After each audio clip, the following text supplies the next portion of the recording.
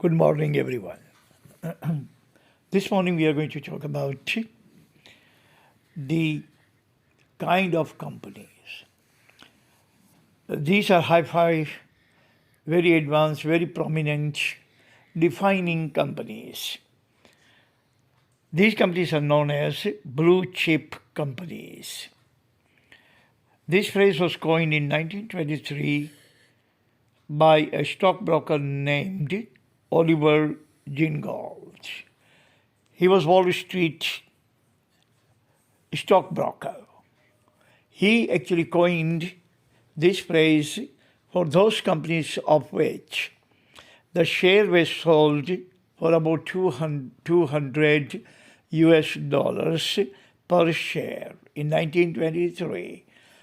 So in that stand in 1923, the price was very hefty, considering in 1923 200 US dollars.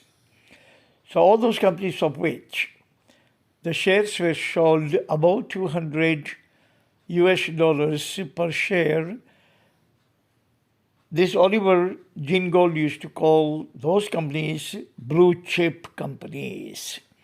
By blue chips, everybody would understand that these companies are high-fi, defining, prominent, very advanced, very high-profiled companies. But today, blue chip companies do not have only one criteria that their shares should be sold above $200 per share, but criteria have been added. Today, blue chip companies have plenty of criteria to follow, and they are recognized that they are blue chip company by several or multiple criteria. So I have prepared 5 points for blue chip companies by which we can easily recognize which are the blue chip companies and which are not blue chip companies. Point number 1 is companies should be able to weather any kind of economic adversity. Any kind of economy. Economy is great or economy is gory. These companies would survive.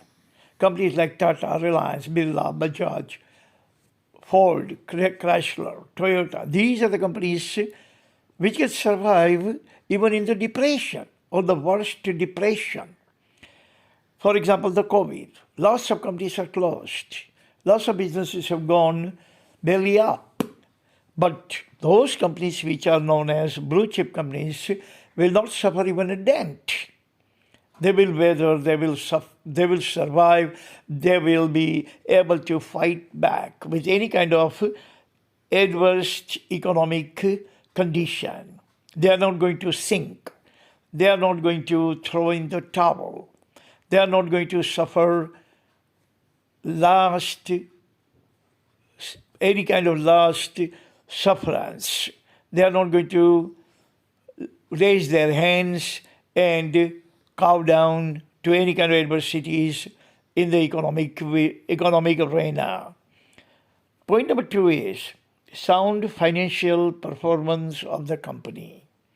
The financial performance of the company should be very sound, means volume and a margin, dividend to the investors, paying taxes, leaving jobs, paying good salaries and benefits and the bonus and the gratuity to the workers.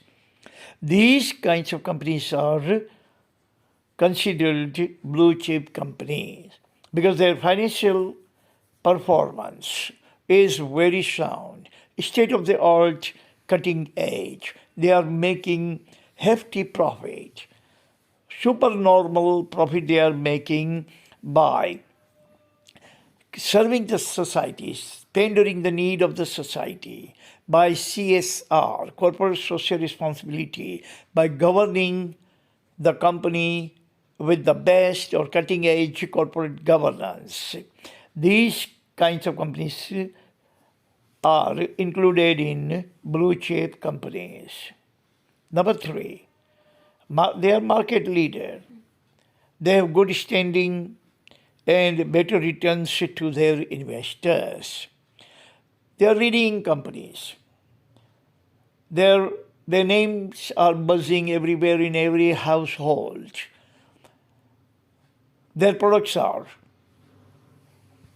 blue-eyed boys in the market. They're dancing doll products.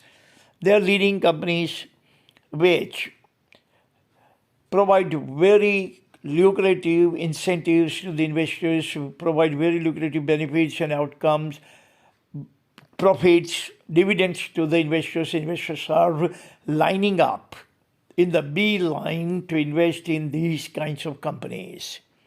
And their standing in the society is also absolutely laudable, remarkable.